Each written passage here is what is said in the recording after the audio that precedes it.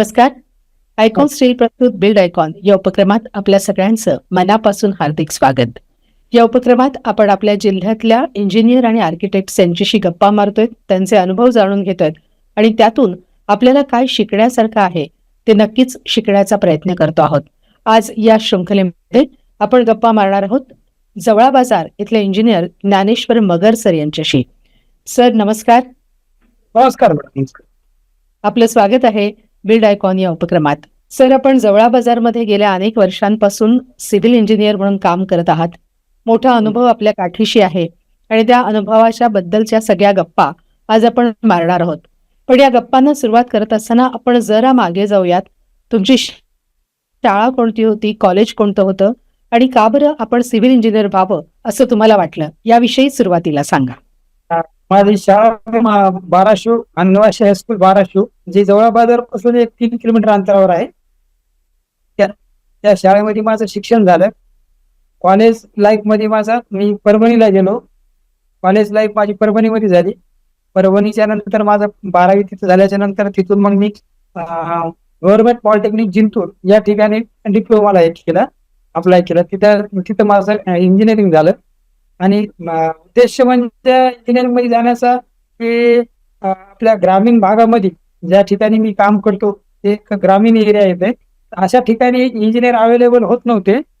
तर मी म्हणलं की बाबा आपण ज्या परिसरामध्ये आता जवळ बाजारसारख्या ठिकाणी आहेत तिथं जर काय एखादा जरी इंजिनियर आला तर ह्या परिसराचा पूर्ण भाग डेव्हलप होऊन तिथल्या सर्वसाधारण माणसांना सुद्धा काय होईल त्याच्यातला फायदा होईल या उद्देशाने मी इंजिनिअरिंग या फील्डमध्ये गेलो.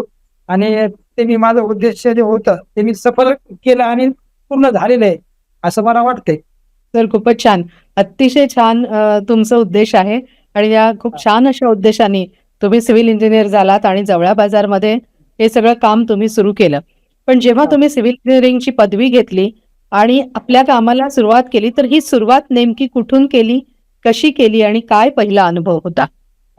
माझी सुरुवात मॅडम हिंगोलीहून झालेली आहे. हिंगोलीमध्ये मी आमचे एक मित्र होते, त्यांनी एक चौधरी साहेबाकडे पहिले प्रॅक्टिस सुरू केली. त्याच्यानंतर मी त्यांच्या रेफरन्स थ्रू मी चौधरी साहेबाकडे गेलो आणि तिथं माझ्या कामाची सुरुवात झालेली पूर्ण हिंगोलीमध्ये. म्हणजे तिथनं तुम्ही कामाला सुरुवात केली. पण मग पहिलं प्रोजेक्ट कोणतं केलं? पहिलं प्रोजेक्ट केलं तर त्याची काही आठवण आहे का? माझ्या परिसरामध्ये मी एक कदम म्हणून आहेत, त्यांचा एक पहिला प्रोजेक्ट केला.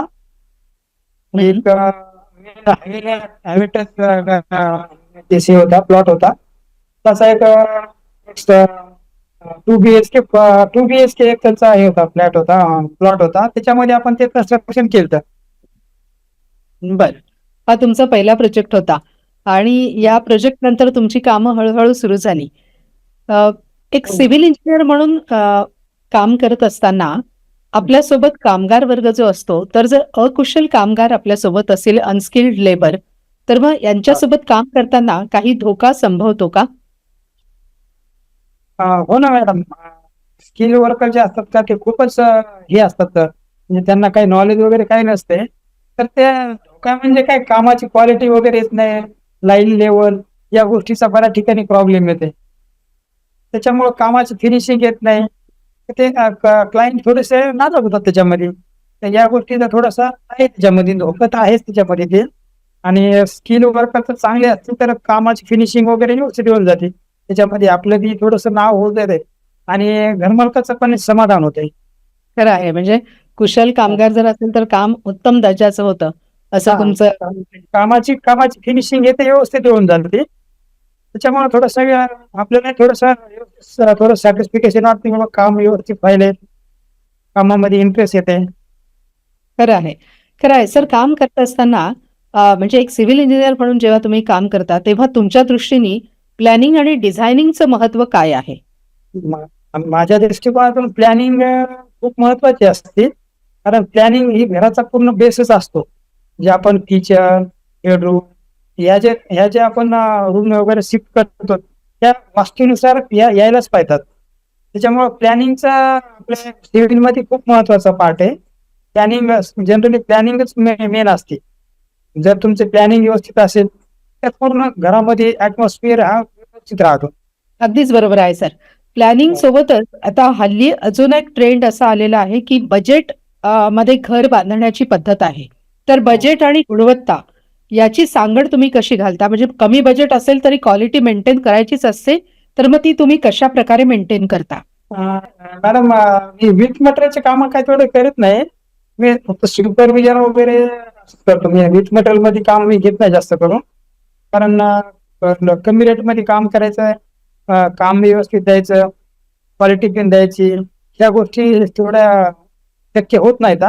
त्यामुळं मी थोडंसं विथ मटेरियल काम कमी करतो. मी फक्त सुपरविजन आणि प्लॅनिंग, डिझायनिंग एवढंच काम करतो. तुम्हाला मेन स्ट्रक्चर जे असते आपलं फ्रेम स्ट्रक्चर हे वगैरे कमी घेता येईल. बाकी मग इंटेरियरचा जे भाग असतो हे भाग थोडासा कमी खर्चामध्ये करता येते. विषय थोडा थोडा याच्या हिशोबानं, त्या हिशोबानं ते करता येईल तसं. अगदीच जास्त करायचं. हा म्हणजे बजेट जरी कमी असलं तरी बांधकामाचा जो मूळ आरसीसी चा ढाचा आहे तो पक्का होणं हे गरजेचं आहे एक इंजिनियर बाकी या आपण दृष्टीतनं. बाकी आपण हे कधी पण चेंज करू शकतो. इंटेरियर, कलरिंग, फर्निचर या गोष्टी आपण नंतर पण करू शकतो. जरी समजा भविष्यात जरी वाटलं चेंज करायचं वाटलं पण करू शकतो. पण जे असतं आपलं मेन याला आपण नाही काय करता येणार, डिस्टर्ब करता येत नाही. अगदीच बरोबर आहे. सर आपण आतापर्यंत कोणकोणत्या प्रकारची कामं केलेली आहेत? रेसिडेन्शियल बिल्डिंग, कमर्शियल बिल्डिंग दोनच याच्यामध्ये केलेलं आहे मी. जास्त हेवी स्ट्रक्चर केलं नाही. फ्लॅट वगैरे जास्त प्रॅक्टिसला होतं तर केलेले आहेत. सोसायटीचे बंगलो टाईप, रो हाऊस अशा अशा याच्यामध्ये बऱ्यापैकी केलेलं आहे. पण जास्त करून माझं काम रेसिडेन्शियल बिल्डिंग, कमर्शियल याच्यामध्ये चालतं. तर इतकी तुम्ही आता रेसिडेन्शियल कामं केलेली आहेत. या कामांमध्ये असं एखादं काम तुम्हाला लक्षात आहे का की जे खूप छान झालं, तुम्हालाही आनंद मिळाला आणि ज्याला आपण आयकॉनिक प्रोजेक्ट म्हणू शकू, असं काही असेल तर आम्हाला सांगा. हो मॅडम, तसे काम झालेले आहेत. भरपूर काम मी दर वर्षामध्ये 1-2 तरी असे प्रोजेक्ट असतात की जे आयकॉनिक प्रोजेक्ट राहतात माझे. अरे वाह! खूपच छान. अगदीच छान आहे सर ही. पण हे काम करत असताना आणखीन एक असा अनुभव येतो, की अनेकदा कधी नैसर्गिक आपत्ती येते किंवा आपण जे ठरवलेलं असतं त्याच्यानुसार काही काम होत नाही. वेगळीच काहीतरी अडचण येते आणि त्या अडचणीला आपल्याला सामोरं जावं लागतं. अशी काही अडचण तुम्हाला काम करताना कधी आली का? आणि जर आली असेल, तर तुम्ही त्याच्यावर कशी मात केलीत? अडचण म्हणजे आमच्या इकडे काय रेतीचा याचा थोडा प्रॉब्लेम असते. तर मग रेती वगैरे टायमावर भेटत नाही, व्यवस्थित क्वालिटी येत नाही. मग आम्ही काय करतो की सँड क्रश मध्ये वगैरे अशा याच्यामध्ये त्यांना रेफर करून ते काम वेळेवर. अच्छा, म्हणजे काम थांबू देत नाही. काम पुढे जाण्यासाठी तुम्ही हो. काहीतरी मार्ग काढता हा, आणि कामाला पुढे नेता. सर, बरोबर. जेव्हा तुम्ही बांधकामाचं साहित्य निवडता, तेव्हा ते कशाप्रकारे निवडता? काय त्याचे निकष आहेत? हम्म. बांधकामाचं साहित्य हे म्हणजे व्यवस्थित दर्जेदार साहित्य, तुमचं सिमेंट असेल, स्टील असेल, हे हे व्यवस्थित असं एकदम चांगल्या क्वालिटीचं काय कोणत्या याच्यामध्ये त्याच्यामध्ये हे आलेलं आहे, कंटेंट आले त्याचा विचार करून आपण बरोबर त्याला हे करतो, रेफर करतो. स्टील निवडताना तुम्ही काय काळजी घेता? स्टील निवडताना स्टीलची आपण थोडीशी फिनिश त्याच्यानंतर त्याचा स्मूथनेस पण आणणं, त्याचं बेंडिंग मुवमेंट या गोष्टीचा आपण थोडासा त्याच्यामध्ये बघतो ते. तर तुम्ही आयकॉन स्टील वापरलं आहे का आपल्या बांधकामात? हो मॅडम, स्टील आपण बऱ्यापैकी साईटवर दिलेलं आहे. आयकॉन स्टीलचं काय गुणवैशिष्ट्य सांगता येईल सर, की ज्यामुळे तुम्ही आयकॉन स्टीलला प्राधान्य देता? आयकॉन स्टीलचं वैशिष्ट्य मॅडम एक तर फिनिशिंग वगैरे छान आहे आणि बेंडिंग मुवमेंट मिस्त्री लेबर जे लोक असतात त्यांचं म्हणणं की बाबा तुम्ही काय करा, आम्हाला नरम म्हणजे बेंडिंग होणार आम्हाला हे द्या स्टील द्या, त्याच्यामध्ये आपलं स्टील व्यवस्थित बेंड होते, त्यांना एक प्रॉपर काही प्रॉब्लेम येत नाही आणि गंज वगैरे हे पकडत नाही. खूप छान सर. सर, हिंगोली जिल्ह्यातल्या जवळा बाजार इथे तुम्ही काम करता. हिंगोली आधी तालुका होता, आता काही वर्षांपूर्वी हिंगोली जिल्हा झालेला आहे. पण या जिल्ह्याला जर इतर जिल्ह्यांच्या तुलनेने म्हणजे आपण मुंबई, पुणे असं जर मेट्रो सिटीच्या तुलनेने अधिक विकसित करायचं असेल, याचा विकास अजून करायचा असेल, तर डेव्हलपमेंटच्या दृष्टीने तुमचं काय व्हिजन आहे, की काय इथे हिंगोलीमध्ये झालं पाहिजे म्हणजे हिंगोलीचा विकास होऊ शकतो, असं तुम्हाला वाटतं? हिंगोलीमध्ये थोडस हिंगोली जिल्हा एक म्हणजे थोडस त्याच्यामध्ये डेव्हलपमेंट बऱ्यापैकी राहिलेली आहे. त्याच्यामध्ये MIDC तेवढी व्यवस्थित नाही. MIDC वगैरे जर झाली व्यवस्थित, नवीन नवीन प्रोजेक्ट येतील त्याच्यामध्ये. त्याच्यानंतर तुमचे रस्त्याची कामं बाकी आहेत. त्याच्यानंतर डॅम वगैरे, एखादा वरच्या साईडला डॅम वगैरे झाला तर बऱ्यापैकी त्याच्यामध्ये डेव्हलपमेंट होईल. नक्कीच सर, पण याच्यासाठी प्रशासनाने काही काम केलं पाहिजे का? काय पावलं उचलली पाहिजेत प्रशासनाने? प्रशासनासाठी म्हणजे प्रशासनाचं काम आहे ना ते, हे करणं, डेव्हलपमेंट करणं आहे. त्यांनी थोडस हे करायला पाहिजे, पाठपुरावा करून त्याचं हे करायला पाहिजे ते.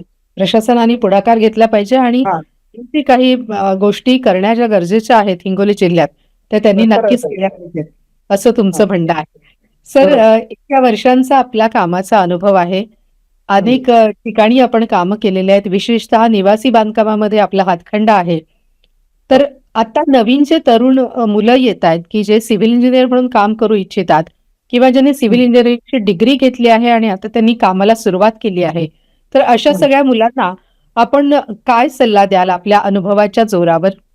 अशांना समजा काय आहे, माझं त्यांच्याशी एकच संदेश आहे. त्यांनी प्रॅक्टिस महत्व दिलं पाहिजे, प्रॅक्टिस केली पाहिजे.